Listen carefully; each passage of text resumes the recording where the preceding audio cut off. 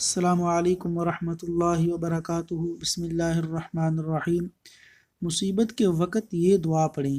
اللہ تعالیٰ کا ارشاد گرامی ہے، الذین اذا اصابتهم مصیبہ قالوا انا للہ وانا الیہ راجعون اولئک علیہم صلوات من ربهم ورحمہ وَأُولَئِكَ هُمُ الْمُهْتَدُونَ۔ ترجمہ: جنہیں جب کبھی کوئی مصیبت آتی ہے تو کہہ دیا کرتے ہیں کہ ہم تو خود اللہ تعالیٰ کی ملکیت ہیں اور ہم اسی کی طرف لوٹنے والے ہیں، ان پر ان کے رب کی نوازشیں اور رحمتیں ہیں، اور یہی لوگ ہدایت یافتہ ہیں۔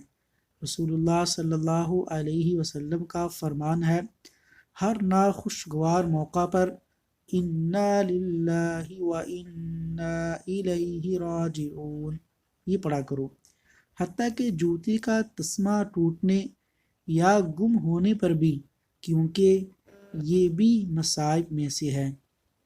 اللہ تعالیٰ پریشانیوں سے محفوظ فرمائے۔